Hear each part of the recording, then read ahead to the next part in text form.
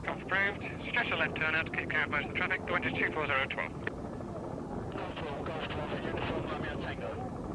Got Bravo Uniform Romeo Tango, go ahead.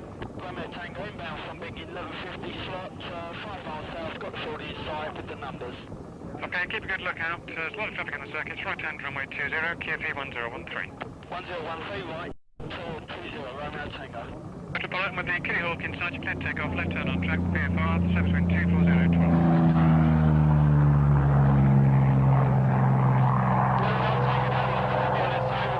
Undercarriage actually does work on it. Double wheel takes a long time to make its mind to go up. Piston are all hand wound. Tango, Roger, continue.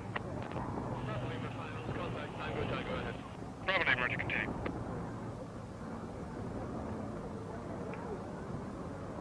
Reflect, Roger, continue VFR, second very busy at the moment. It's right hand 20, QFE 1013.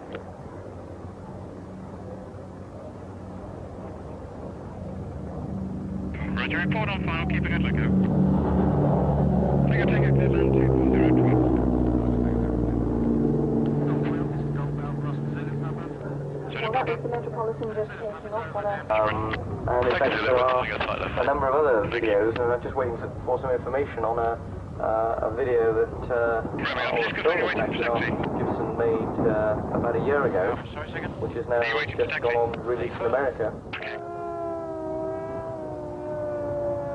As the siren dies away, from the right in comes our opening item, close formation, fly past.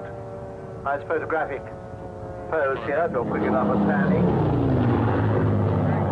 Ray Hanna and the Kitty Hawk leading, Mark Hanna and the Spitfire, the earlier Spitfire, the Mark V, certainly couldn't. Kitty Hawk running through now. Allison powered. I think I've seen the Allison in captivity in Europe. B-51. This is Ray's Commonwealth aircraft. One, normally in the markings of 3 Squadron RAAF. Now marked up in the markings of 18th. A film, a recent film they've been making in Spain called Gate to the Orient. I can't remember the name. Do you remember the name?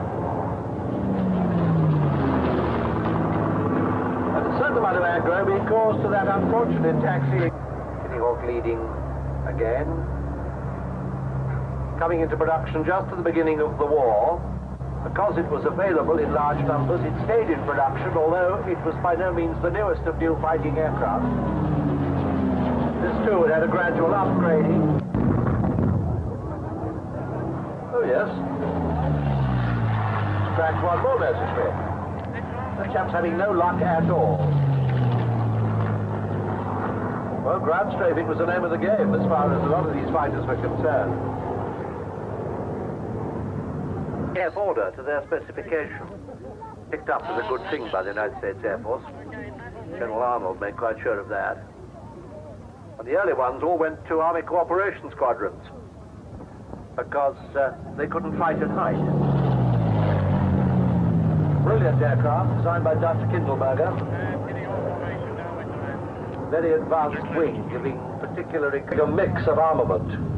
Either all machine gun, all cannon, or 4 machine guns and 2 20mm cannons on most of the endurance bits. No cannon in the front. Robin doing some of these maneuvers, the loop particularly. You built the wing in one piece, and then you cut the aileron out and put it back on with a hinge. Quite literally, that's how they did it. So the principal function of most controls was simply drag. Now look at the radius of this loop. That is a totally World War I diameter of loop. Richthofen, for some reason, much preferred the triplane to the Albatross, with which the whole of his Geschwader were equipped. Otherwise, on most of them. I don't think it's ever been made clear why. But he liked it. He made a great many of his victories upon this machine. Full turn? Yes. Now, that's an extremely powerful rudder. You can see that thing came round like a fish. And there's no forward fin, there's no vertical, there's no lateral stability at all on this aeroplane. You have to fly it the entire time. You can't relax on it. But it was another very famous Fokker triplane pilot called Werner Voss, who was shot down at the age of 20 with something like 22 victories, I think. He was jumped by an entire flight of SE-5s from 56, there was no machine gun called a Spitfire. They were Maxim Gewehr 08, I think. Or Null thing. In fact, I don't think the guns work. Only non-standard thing that makes this not a totally true Fokker triplane is that it's got a stationary radial engine, a Warner, instead of the original rotary engine. It's a beautiful piece of work. And Robin displays it very nicely.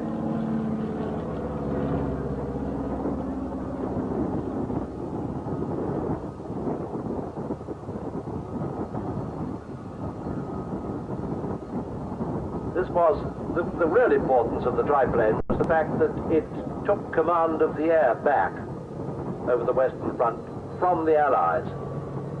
Sopwith's triplane and 1.5 Strutter and the Pup have been out fighting the early Albatross. Later on, the bullshit formation, closely followed by our Southeast Asian Air Command Superdown. Those have taken off the hold, while some of our heavier metal back tracks take off. Kind of ruins the whole show. This will be flat show if that's the case. Well, that's right, so it's rather disappointing, but we'll try and get back to them if we can. We'll let you know. It looks like a pretty low show at the moment. See how it... And at this point, the commentary position will close down for half an hour.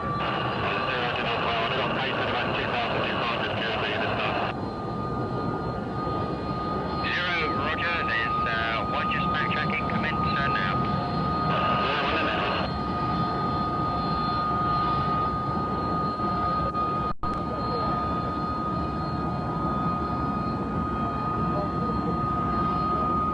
Helicopter may depart very low level to the south before crossing your display just running in.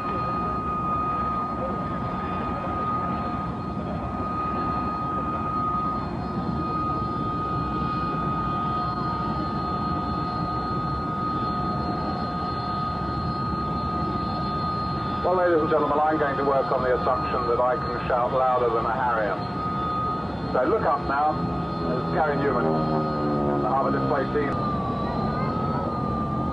Harrier built, of course, to a naval requirement after the very successful initial deployment by the Royal Air Force of the Harrier. This was exactly what they wanted for what was then called a through-deck cruiser, because politically carrier was a dirty word. They just cancelled them. And they were intended to operate as fighter reconnaissance and strike aircraft from the invincible, illustrious and Dark Royal, which were very small, light ships, in fact, and would not sustain a normal fixed-wing aircraft if the Navy had been allowed to have them. Of course, the Navy got through the trauma of having to sell their Phantoms and Buccaneers at a cut-down price to the Royal Air Force. We're delighted to get them, of course. Yes. I think virtually all our air Phantoms still have hooks and full naval equipment, don't they? Yes. Which, of course, they now use because most modern airfields now use legs. That's right, yes. Arrestor gear rather than the barrier. That's right, yes. And of course that was the central way of recovering the Phantoms down in the Falkland Islands when we only had Stanley Runway, which was only about 4,000 feet long, technically too short to take the Phantom, and all the recoveries were made by using the hook and the arrestor gear. What started as a detachment of 29 Squadron and then became 53 Squadron, didn't it? It was reactivated. That's right. Roller takeoff.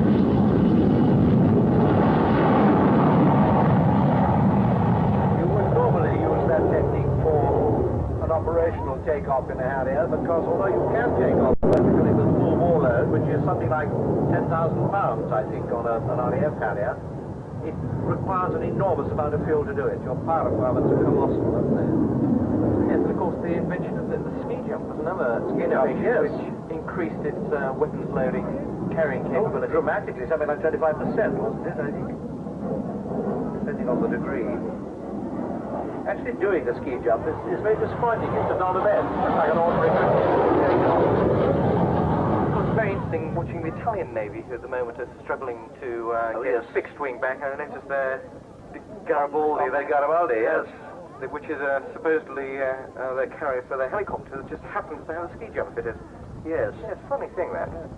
It's fairly typical of the way that the medieval way in which these things are still done. That the only reason that the Italian Navy can't have a properly equipped Harrier-based strike force on carriers is that the Italian Air Force says, no, aeroplanes belong to us, you're helicopters.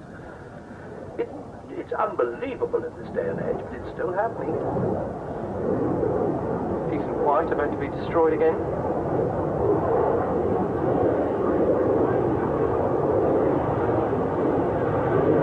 See Harrier with very considerable differences, of course, in equipment and construction to the standard Army aircraft.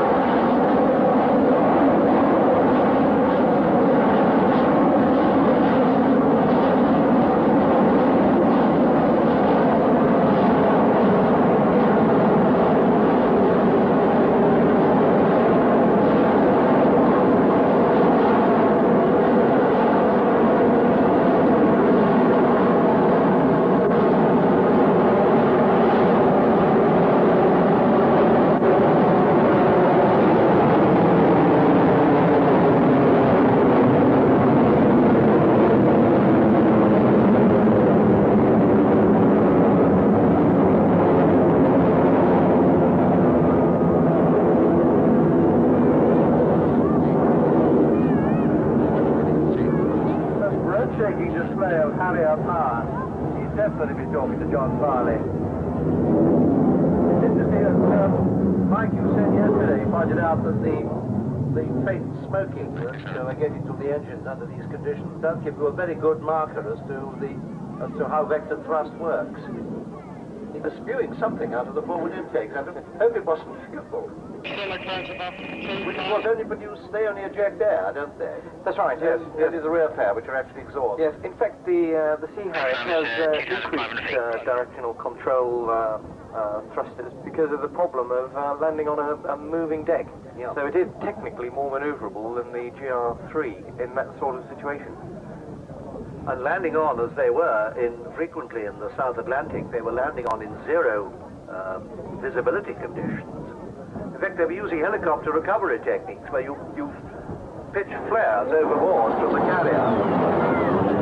And the Harrier runs up the line of flares until he gets to the carrier, quite literally.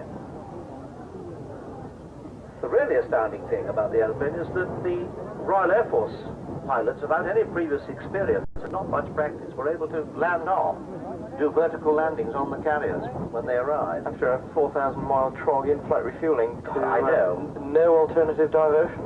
I know, sort of 10 hours, 9 hours in the cockpit.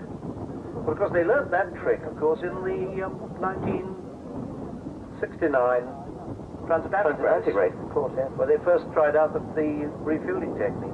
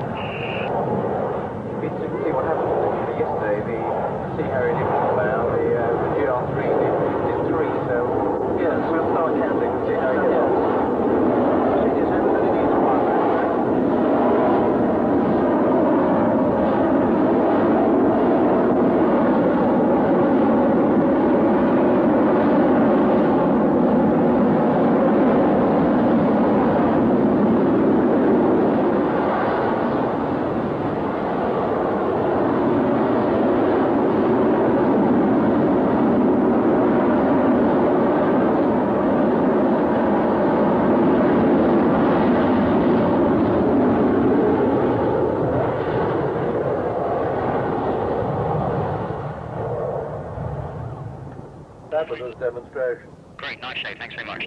Line up. This is a special one for them. And they've got rather bigger naval kit, haven't they, on board? Over water That's right. 1990s due for a major upgrade as well. That's right, the Harrier midlife program, yes. The FRS-1 becomes the FRS in 1989, my notes tell me. Yeah. I'm afraid it's not going to get much quieter now because we've got another paraffin-burning aluminum pursuit ship out on the right, just rolling now from number 299 OCU, the Tornado F3, flown by Flight Lieutenant Paul Brown, navigator in the back, Flight Lieutenant Ian Marling. It's one of the first public display flights.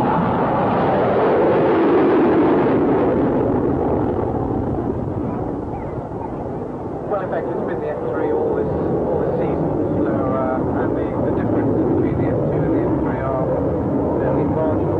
It's slightly longer because it's got the uprated engine thing, which gives it a slightly longer jet pipe. It has automatic wing sweep and automatic combat flap, so the aircraft is supposed to be handling free. In other words, it won't let you spin by overcooking the maneuver.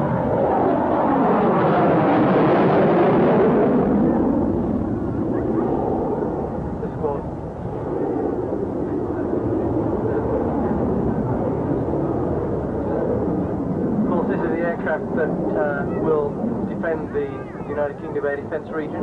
Got 165 on order, and of course it's also been successfully sold to Saudi Arabia, armed with 4 Skyflash semi-active missiles and 4 infrared sidewinders. Also got the 27mm Mauser cannon.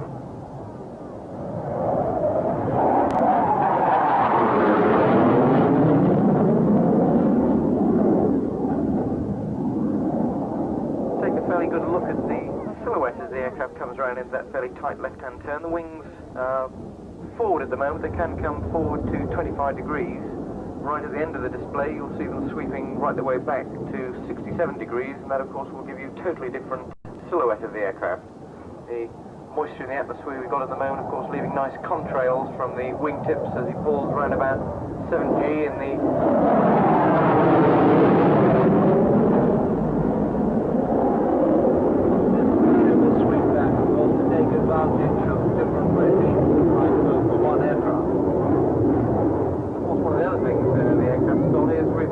which is very unusual on a modern fighter aircraft, which gives it the capability of operating off a very short runway, about 1,200 feet in fact.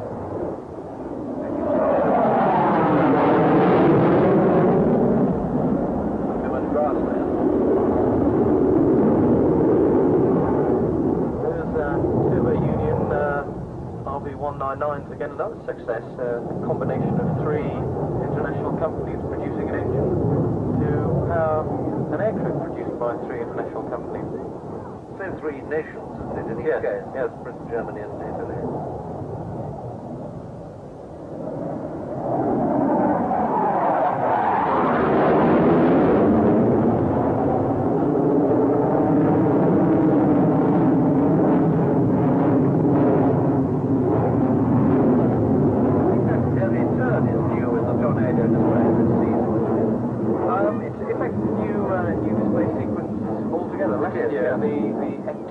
Then spent most of its time displaying as a 2-ship display team with the Mark 19 Spitfire.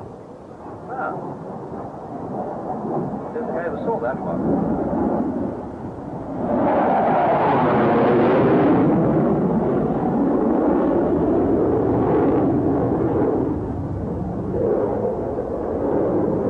Much longer range and endurance than the Phantom that it'll be taking over from.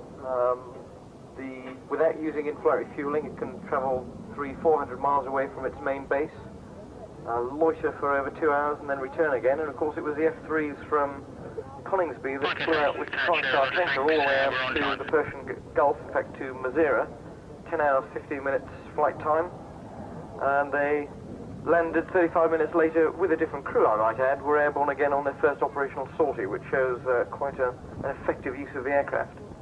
It's astonishingly good, that. Yes, all these figures, of course, because it's primarily a maritime aircraft. You know. Well, of course, the United Kingdom Air Defence region actually is mainly...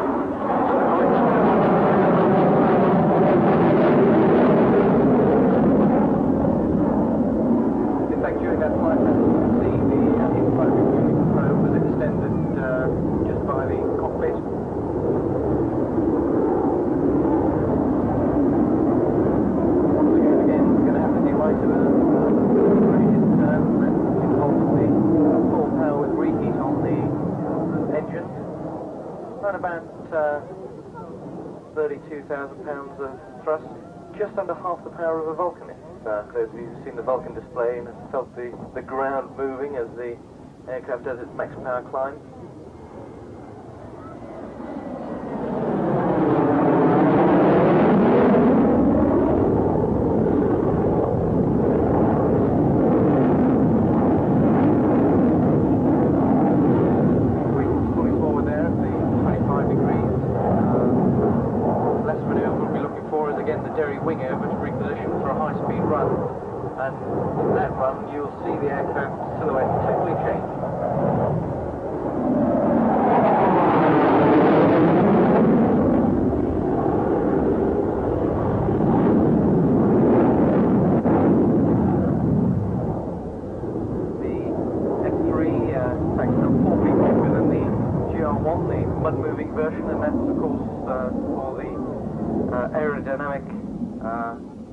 Installation of the Skyflash missiles, also for the radar, which is the Fox Hunter radar. But strange enough, it gives it more fuel and it actually gives it a better aerodynamic profile, so it produces quite an effective aircraft. Coming in now about 600 knots. Have a look at the silhouette this time.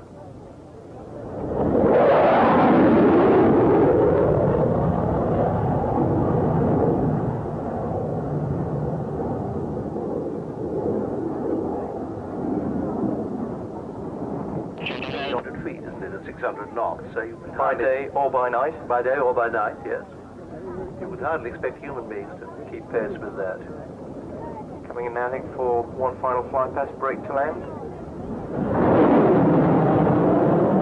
No burners this time. Possibly. And there's the wind deploying back to medium speed.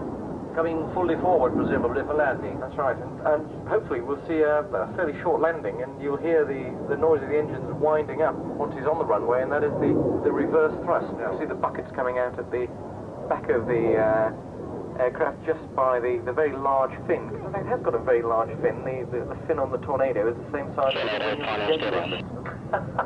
And it does make for dirty tails, though. They tend to like to send the clean airplanes and pilots not to use the reverse thrust because it leaves dirty marks, bad housekeeping. Well, I imagine that lateral stability is a very important thing if we're operating at those speeds, with that thrust, at that height.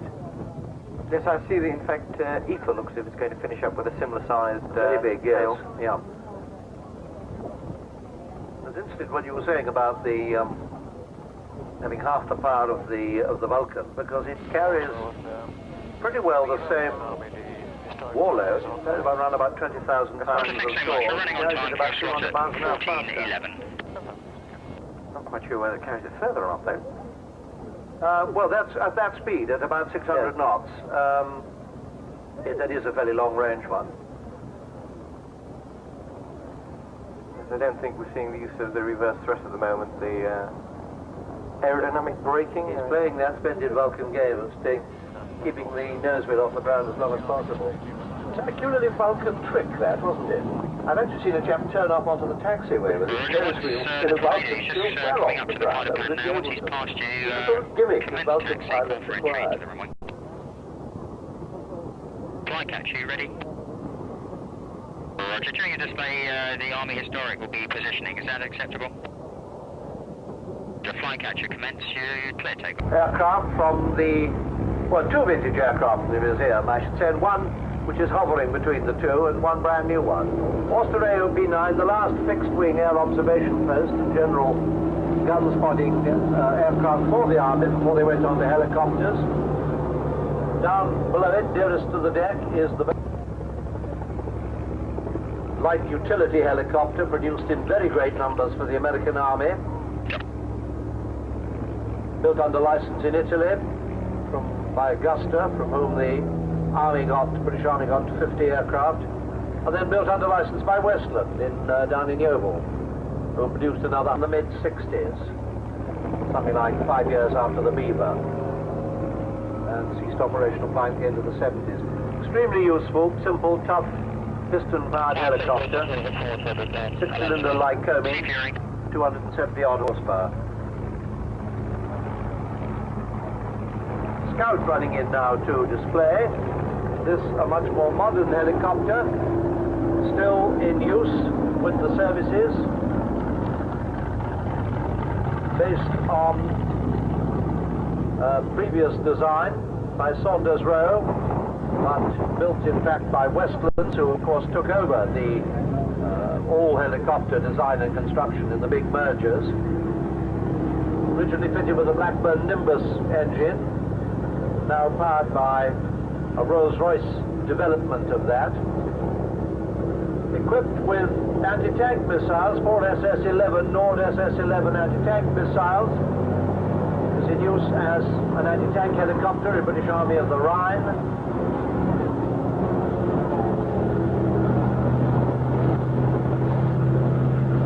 Served in Malaysia. Served in Aden.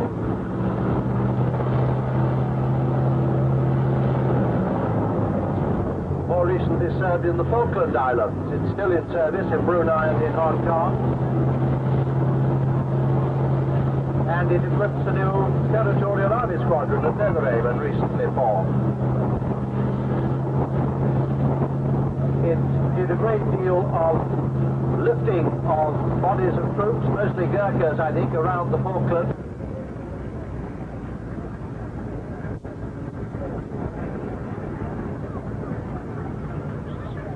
As he runs in slowly towards us from the right, over to the left you will see the other modern helicopter, the Gazelle, coming in.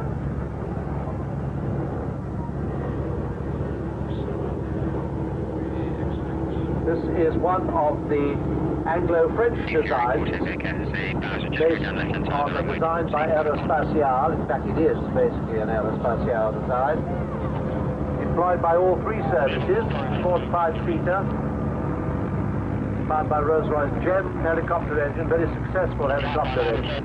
The general purpose training and transport. The other main Anglo-French helicopter, current use, of course, being the big Puma. One of the design features from Aerospatiale was what they call the Monestron tail. It is with the small tail rotor, which takes care of lateral stability in the helicopter, is buried inside a conventional fence, which protects it. And in fact, if your tail rotor goes out through battle damage or from fault, you can fly these things up to 90 knots and still maintain full control in straight and level flight. The extremely complicated linkages, which took care of the different stresses on a helicopter blade as it goes round, gives you much higher speeds and gives you much greater maneuverability. In fact, as Mike said yesterday, you can actually loop and roll these things, can't you? I'm not sure why you want to, but you can. It's not really the... I mean, the Gazelle is very... It's the Lynx that's got the rigid. That's right, yes, I beg your pardon. Yes, you're quite right. This is semi-rigid, I suppose, the Gazelle, as much as it is. It's not a conventional rotorhead, is it? I think so, yeah. Is it? Yeah, I think so, yes. I thought she was semi-rigid. Not making the distinction between rigid and semi-rigid. Because that manoeuvre that looks almost aerobatic, of course, there is still positive G being applied all the time. Even though it looks as if it's a negative G push over the top. Yeah. Camp formation A. Yes, I'm sure you're right on that. That was one to do it deliberately. Just say you've done it. It's frightening sight. The H-53 is a most impressive helicopter.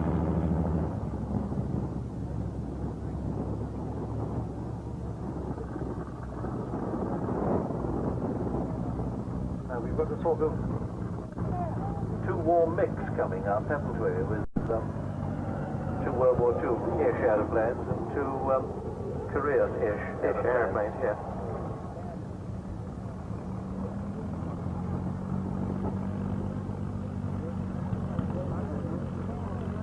Sorry, go ahead. I was going to say, that's of course for those people to the right of the commentary point who still managed to anchor themselves to the ground and weren't blown away. Why does nobody like commentators, I wonder? Now, yes, we have got an opposition pass, you're quite right. Well, you've got a splendid picture here. You can catch it as the two are going past.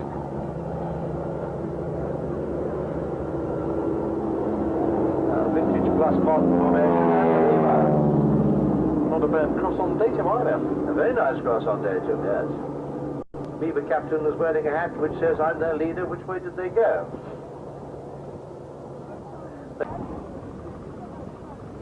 Followed, I think, by the Bearcat, Corsair and then the Sea Fury.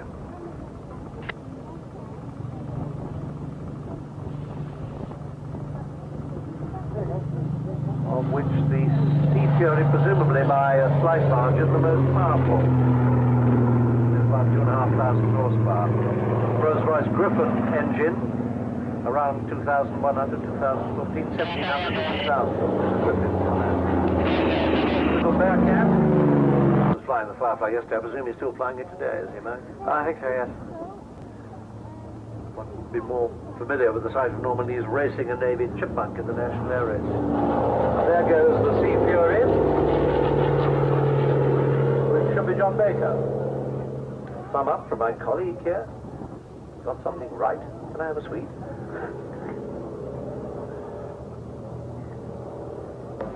Naval mass flyby.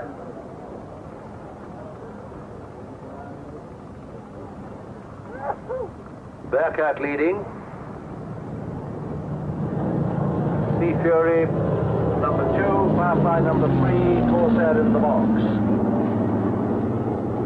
So the last but one Sea Fury T-20 ever made in 1951 for the Navy. Wearing the colours of Royal Naval Air Station Eglinton, which is where she was. And the Germans eventually gave it back to us as a gesture to the Fleet Air Arm. Bearcat running through, just too late for the, which was second world, much as Fokker, just more than the big side. Massive Hellcats, the F6s. Corsair, and in the cockpit. They did one or two other things as well, and they turned it into a very potent carrier-borne fighter. Firefly passed eventually into VF-17. The last piston-engine fighter to serve in any American service, as a matter of interest. Was also in production from May 1940, when it first flew, up to right to the end of December 52, which gives it a longer production run than any other US World War II fighter. And the second strafing run. Quite exceptionally good view for the pilot, forward and downward, which is where you want it.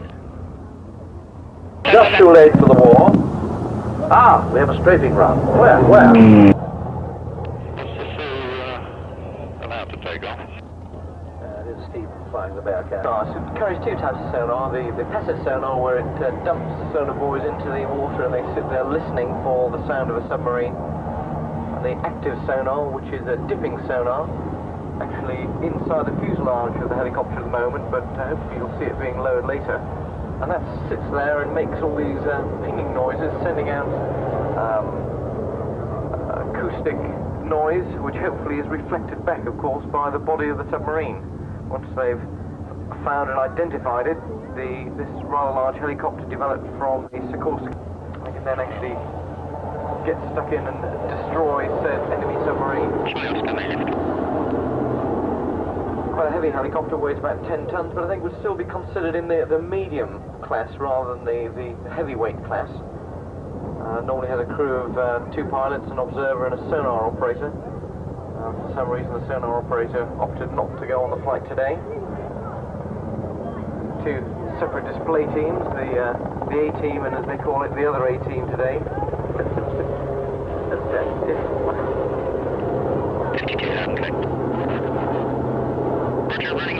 Snowball, who's flying today, is one of the few cross-trained Royal Navy captains, not only qualified on the anti-submarine warfare helicopter, but also the commando version. And there's the active dipping sonar. Of course, can work in cooperation with the linked helicopter, which has also got an anti-submarine capability. And it's helicopters like this again that are carried on the through-deck cruises. I think we're still calling them through-deck cruises, aren't we, to be polite? But they aren't actually carried. Those carriers now.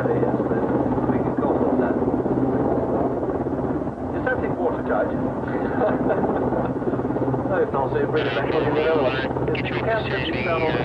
Oh yes, they normally actually about 10 feet below the surface as they're digging away looking for the reflected sound. I heard the helicopter, not the sonar. Oh, sorry, the helicopter. Oh yes, they are. It's rather like the Chinook. Like the Chinook, yes. The Chinook has to get moving, I think. Yes, or it's just, yes. These are, actually, it's got an almost boat-shaped flying boat. Oh, that's right. And there will be Sea Kings at the... yes. 74, if my memory serves me correctly. I'm not sure.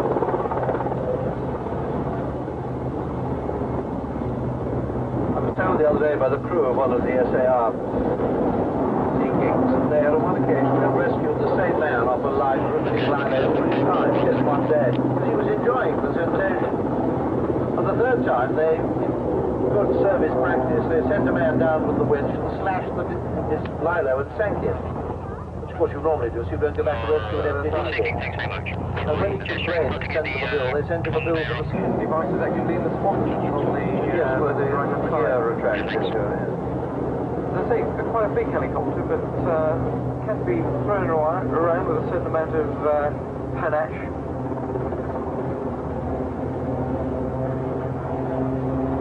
It was it Fives that was hastily converted into AEW? That's right, with the search colour. That's with number 202 Squadron. The other squadron previously across by the West 164. So it was what, about a year, 18 months they got taxi and hold. on 202? Oh no, they've had it for a fair length of time now. Yes. As long as that, as the years go by. You've seen their sticker, have you? Help your local SAR squad. Get lost, yes. Actually, they don't particularly appreciate it. Of course, they've now reformed a combined helicopter squadron down in the South Atlantic, which Going back to looking at abandoned I noticed that the Swordfish, being of the age where it doesn't actually have exclusion lights and port and starboard lights, that in fact they have because of the modern technology required to modify the Swordfish. It's logical. There's a couple of potential WAF air gunners there. More of that later when we see the Mark V. Yes, the Spectral 3, I can see somebody else's boots.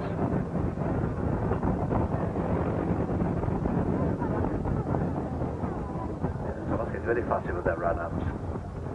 There's a good dependable old engine, the Pegasus, unlike the Mercury, which is kind, I believe, to be temperamental.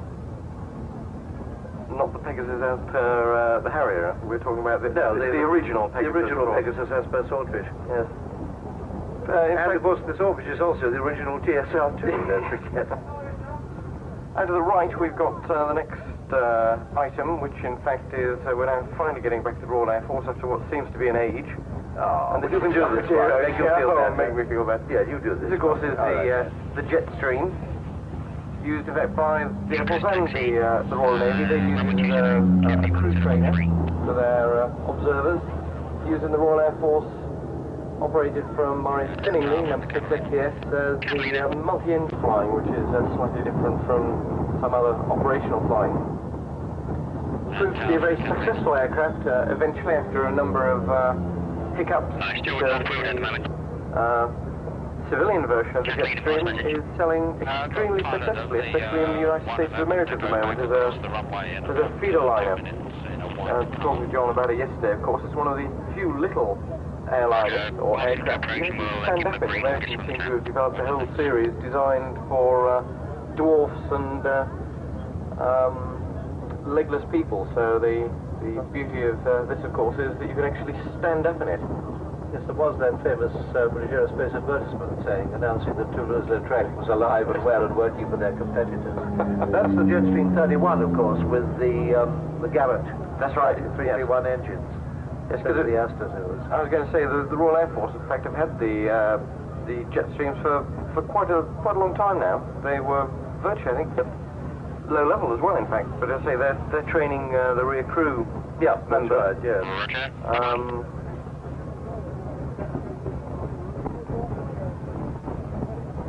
I say the basic T Mark 1. They say it's a military version of the Jetstream, but of course it's as you say different engines. had a bit of a problem, in fact, when it first came into the Royal Air Force with problems on feathering. It had a habit of going to auto feather without anybody touching anything. So it was, in fact, grounded for a short while the engineers scratched their heads, as engineers are prone to do.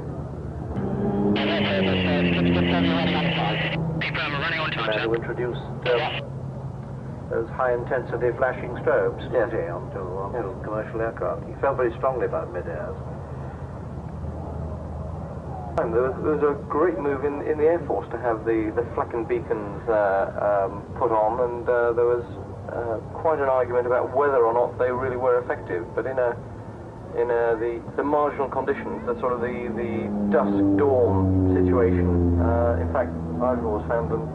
Strobes are marvellous. The ordinary rotating red beacon doesn't mean a thing. You can't see it. Excellently demonstrated at the moment by the Now, back to the Royal Navy again. Back on to WG655, Sea Fury T20. A fairly basic conversion of the single-seat Sea Fury fighter into training configuration by slotting a second cockpit in. Understand you're going with the triplane? There are other differences. They took out 2 of the 4 cannon. And it's got bigger elevators. Highly successful. So the last 2-seat fighter Swordfish's career started and finished with the Royal Air Force. Because when it came into service, just before the war, some years before the war, 59, that it was operated, of course, by Royal Air Force. Of an enemy submarine was made by a Swordfish catapulted from the battleship Warspite at the Second Battle of Narvik, sank the U-64. 816 and 818 attack with torpedoes on the Bismarck that slowed her down so the home fleet could catch her. They had earlier, they were luckily unsuccessful, but cruised an attack on a British cruiser, mistaking her for the Bismarck. Mercifully, nothing got hit. One of the pilots taking part in that attack was Eugene Esmond, Lieutenant Commander Esmond, who later gained posthumous Victoria Cross. U-boats in one Arctic convoy action. You want to get some idea of utilization? Stryker flew 1,000 hours of sorties in 10 days with her fish. Island of Lampedusa surrendered to a swordfish. Firefly, quite a different scenario. As the swordfish is moving out, as the swordfish comes by on its famous display run, the crew in the rear cockpit standing at the salute, white ensign streamed, splendid sight, with the Firefly going past to the opposite direction. Traditional sonic flight. Thank you, very nice display. Stories about swordfish are legion. You can get a motorcycle into the torpedo crutches, which was useful when you were changing station. Accurate. Should be a P2 up there. I haven't seen the P2 go. Has he gone out? Is you ready? Okay, with the departing hind clip side, you're making left hand to hold but dead side. Ahead of that is a new item on the display scene. Mike Searle's Aero 45, neatly disguised as a sort of half-scale Heinkel 111. I must say it's a much more convincing conversion than I ever thought it would be. Carry to, I think their size, they must be 500 kilo bombs. I said 1,000 yesterday, but I think they're 500 kilos probably, which is 1,100 pounds each. On the external racks that the Heinkel used for big bomb loads, the normal bomb arrangements of stowage, the bombs were stored nose up vertically and just tumbled out of their individual little cells as you released them, and more or less found their own way home.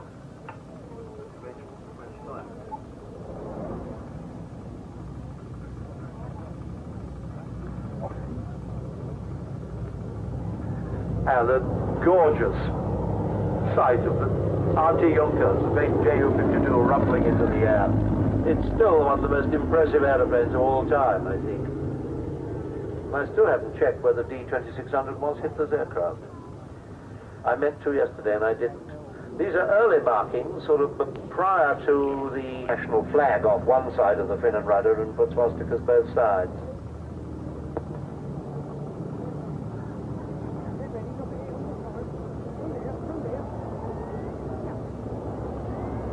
In its day, the most famous civil transport aircraft in Europe gave way in the middle 30s, late 30s, and into the Far East. In fact, Lufthansa ran a linked airway with these aircraft right through to Peking and other cities in China by the Soviet Union at one time. One of the world's less likely airlines. You were saying yesterday there, John, that as far as their wartime history was concerned, towards the end they were virtually all destroyed. Well, they were literally throwing them at the ground to try to get troops in. Yes, they were. Their more sinister role was that of a standard troop transport, of course, for the German army, and parachute transport as well. And they began to get some ideas, which they used rapidly. The real problem came later when they were desperately trying to resupply encircled armies on the Eastern Front. And they were throwing in everything that they could find there. And they lost an enormous number of them. And they were drawing them out of training schools and flying them with instructors. So at the end of it, they not only know aircraft, they'd know backup for training future pilots. Crete, I think, was another area that... yes, Crete was statistically a total disaster. They lost so many paratroopers and they lost so many aircraft that they were badly used parachute troops ever again. I don't think their idea was the way to attach the men and the parachute together exactly helped the situation. Talking about that yesterday. Mission half the builder take, didn't they? Well, the first batch had ME-109 undercarriage legs and a few other bits and pieces. I don't think there was a lot of... certainly the first batch did have 109 undercarriages, because the Swiss used those as well. In fact, they built them, didn't they? The Swiss actually built 109s, I think, at one stage.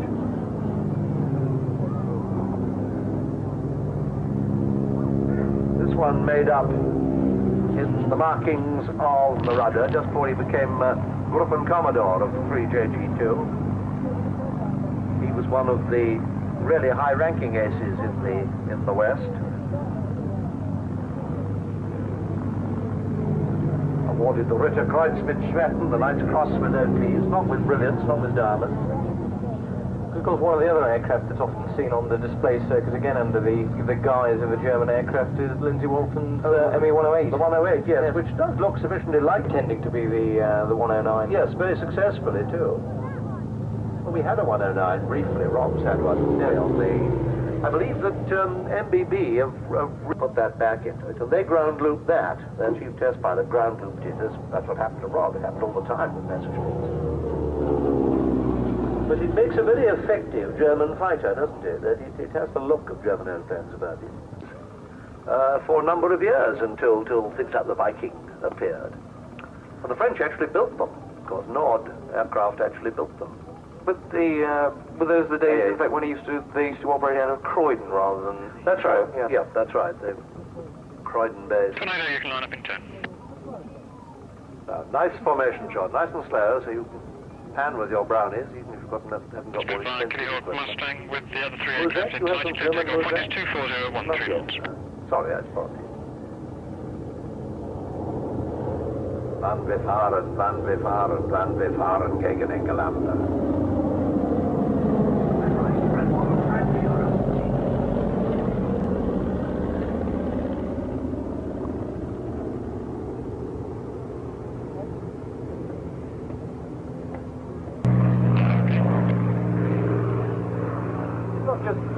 But I mean, the Spitfire, it is fairly standard to get airborne with the canopy open in case of incidents on the runway. I noticed most of them actually get airborne with the canopies open and then close as soon as they're safely airborne.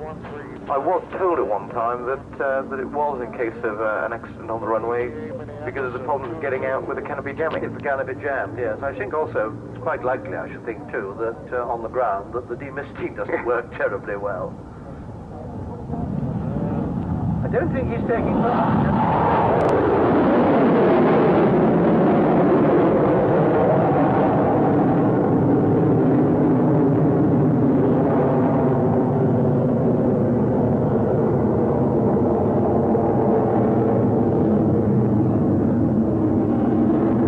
Biggest single loss of the whole war. Mustang back again. P-51. A little bombing on his lubricant. Doing very impressive bombing on his turn account. Journalistic invention, I believe.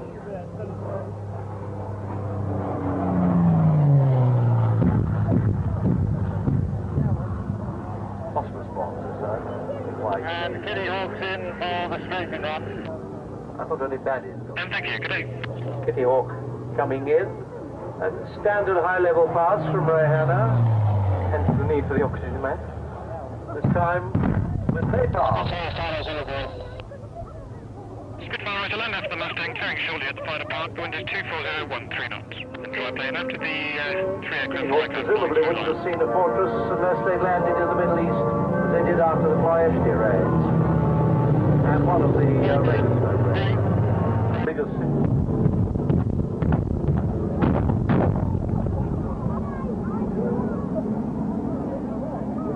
to the left, not the standard position for a flying control, coming past on a knife edge, which is new this year. Control column. Comes in the 16A, which is a single seat, 16B, two-seat version.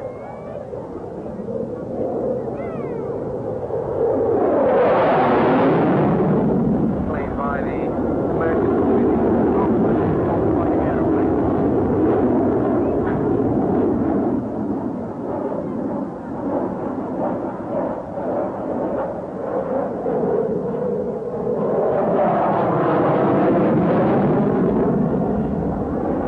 Coming up there to be 10 years old, but still the most impressive aircraft on display.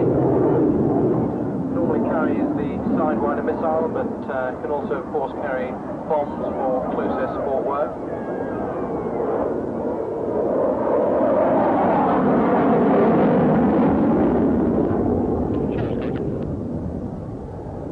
Because of the problems of damage, it's actually got 4 separate control systems, so you've got 3 reversions should you have any problem. Claim to be able to turn the aircraft around for second operation in 15 minutes.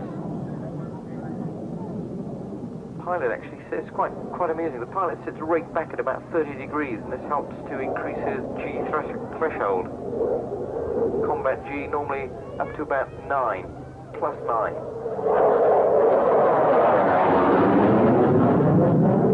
As you can see, extremely high rate of roll. Operated not only by the Americans, it's been operated by, well, I say consortium. They were built under license in Europe for the Belgians, the Netherlands, and the Norwegians, and successfully sold to many other countries. Of course, the mass production means that you bring down the unit cost, make it very attractive when you go around as a salesman.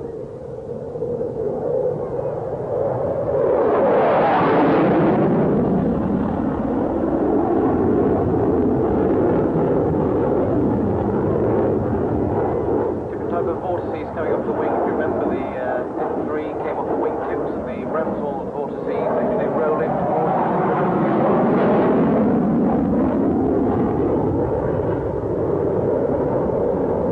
Close getting round square corners because of the amount of power and the flexibility of the control system.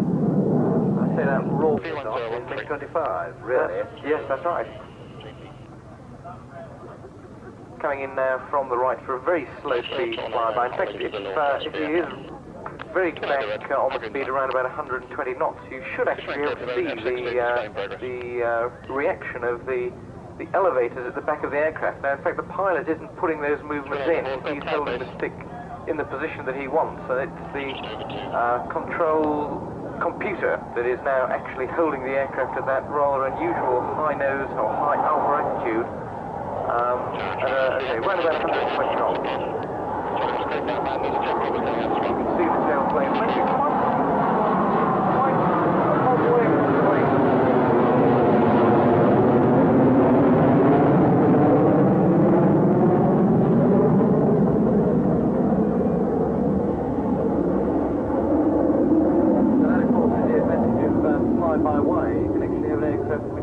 by definition, unstable. Couldn't control it if you were manually controlling it on the coordinates. It can actually fly at 90 alpha. That's right. By a right angle to its flight path. It's quite staggering in itself. Well, quite a lot of that work was done down at Boscombe Down with the unstable Jaguar. That's right, yeah. The Jaguar airplane. Yeah. A Raspberry Ripple Jaguar.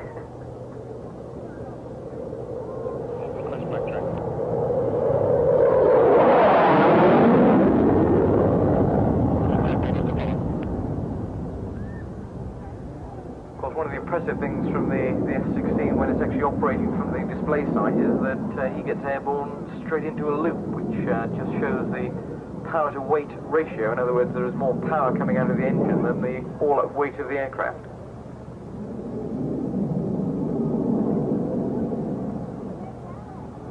Been operating in Europe since '81. That's right, they came to Hahn, didn't they? That's right, first base to get them. Mixed really with the F-15, which is more the heavyweight kind of. Although now also doubling in its turn as a dogfighter at the time.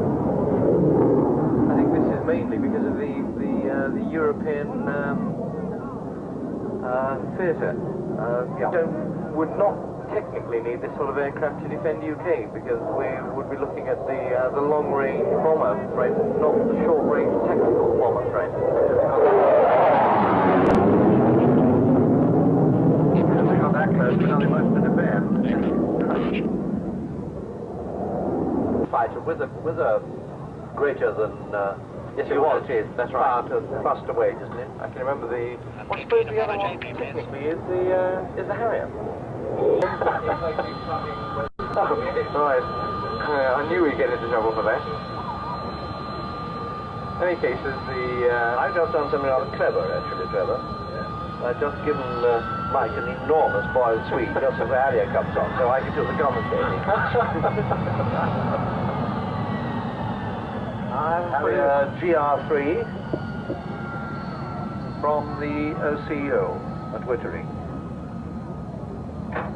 Oh, Flight Attendant Ray Coates, their second season as the RAF GR3 been around, yeah. How suitcase will travel. 3 squadrons and 2 detached flights of Harriers. Very difficult to find. They've got a nasty habit of leaving the airfield and going hiding in woods. Yes, yes. How long has the flight of Belize or Belize been going?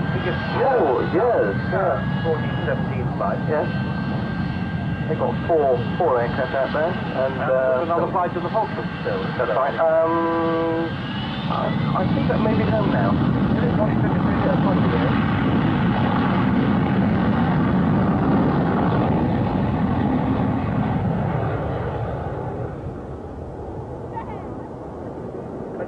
Years since the Kestrel started its first hovering flights.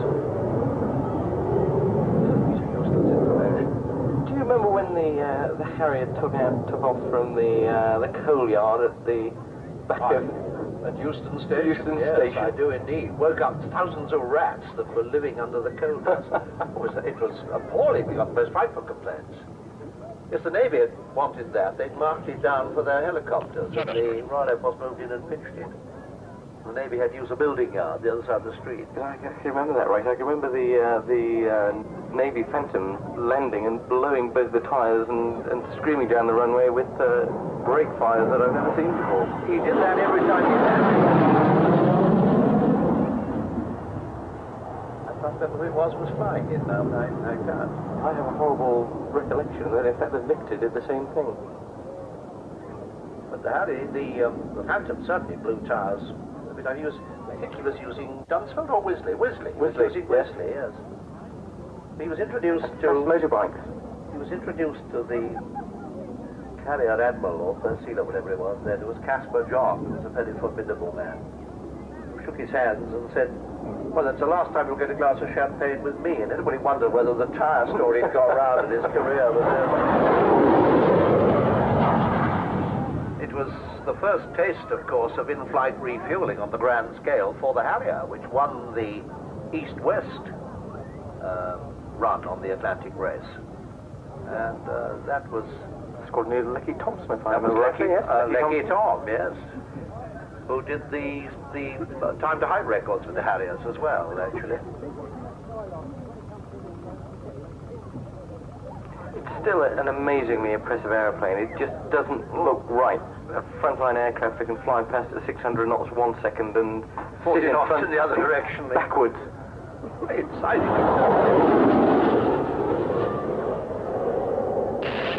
It's interesting to think that when we get to GR5, in fact, that we're not going to go to the two-seat version, that all the training will be done on the two-seat T4. Which is presumably adequate for the job. And of course simulators, because simulators is something that's come on a great deal in the last few years with now the claim that you can actually do zero airborne training to somebody up to airline co-pilot standards. Yes, with well... the modern simulator. Yes. Well, yes, well, question mark, but certainly with the modern simulator these days, it's no longer just a procedural trainer. Now they are running in for another Noisy. Yes. But impressive. GR5 is a lot to come into service, is it not? They rolled the first one out a few years ago.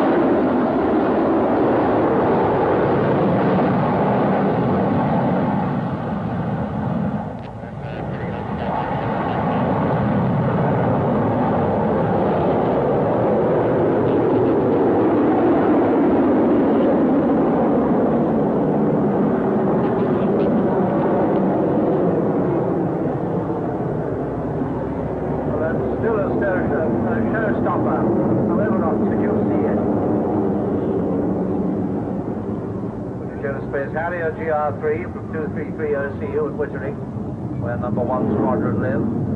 3 and 4 squadrons in Germany at Gütersloh.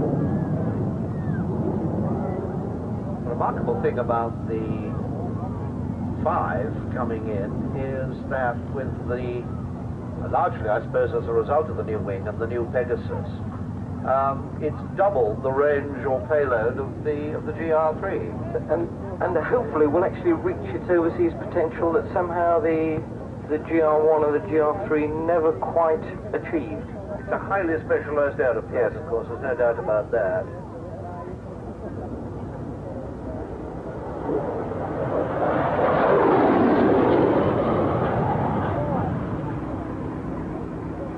I noticed yesterday that Ray tried to outdo the Navy with 3 bows to the crowd. Yes, I assume that he does, yes, a little panache.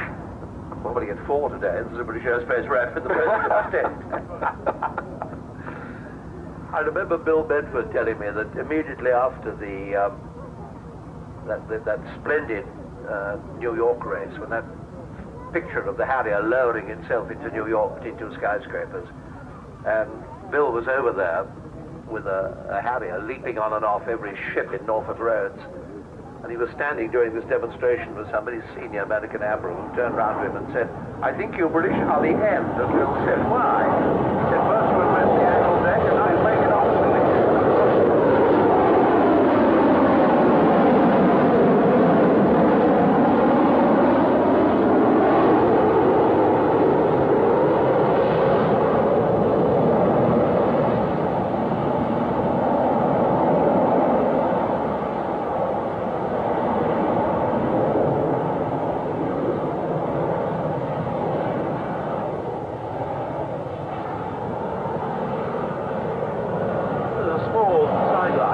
Justice, I think, on the Harrier story, and it's nice that Dr. John Buzzard, who was in a very large degree responsible for the Harrier, is currently the president of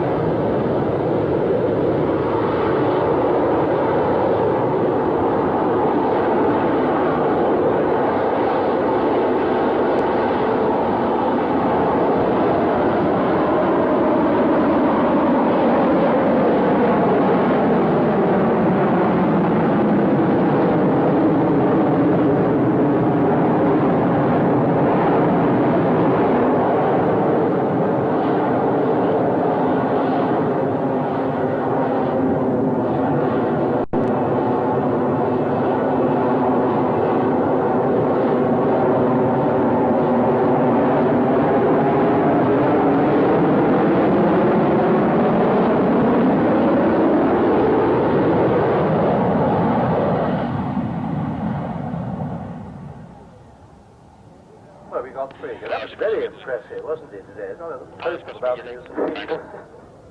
Harrier, very nice. The only thing I haven't seen him do yet when he's banging is actually wave the crowd as well. I think maybe that's just a little bit too much. There's measures there, but... 5-3 Catalina just going to do a 7-minute So if display. all those prize winners could go along to the stand where you purchased your tickets, they'll make arrangements for you to collect your prize, so to speak. I'll read out the names after the Catalina has done its display. Well, thank you very much indeed. Well done, the prize winners. Wouldn't have minded the trip on Concorde myself, but having not bought any tickets, I suppose I can't be that disappointed in not winning. While we're waiting for the Catalina to get airborne, flown, in fact, by John Watts, should hand on a vote of thanks to the guys up in air traffic control, who've obviously been working fairly hard, not just yet. Probably about 5 or so Coin minutes. or We'll call you when sport or ground attack roll, whichever way you want to describe it. But now look to the right, see the landing lights are on, power's coming up on those two powerful engines, the two right radial engines, as the Catalina is rolled down the runway with John Watts at the controls.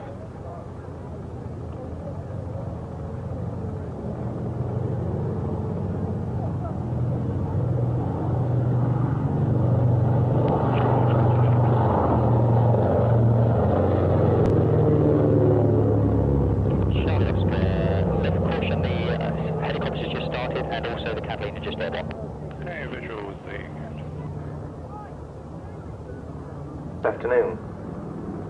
So look to your left, get your cameras ready for a magnificent shot of the Catalina as the sun sinks in the west.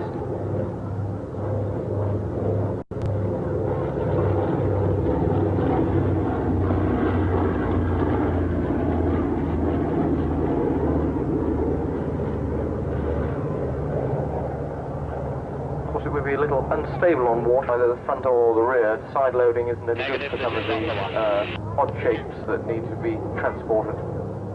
Now, of course, you can see the floats are up, and of course, they have the more rounded wingtips. Catalina from G-Photo, confirmed Over a year and a half since I've seen the cat flying for one reason or another. I know it has been flying in between, but certainly it was a delight to see it.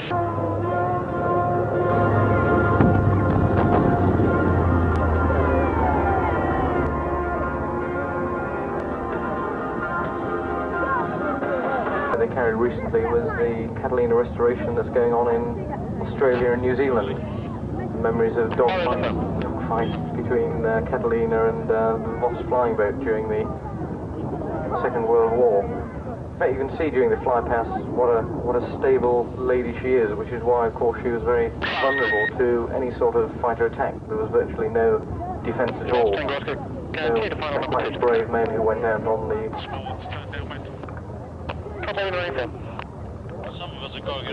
Started his basic training at Cranwell, then went on to the Tornado GR1, based at Irish Marham, 27 Squadron.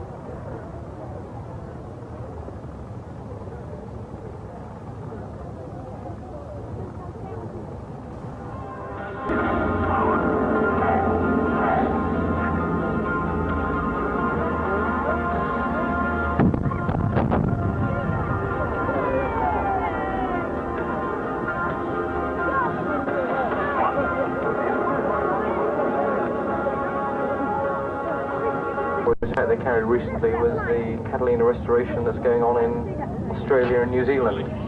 Memories of dogfights between Catalina and the Voss flying boat during the Second World War. In fact, you can see during the flypast what a stable lady she is, which is why, of course, she was very vulnerable to any sort of fighter attack. There was virtually no defense at all.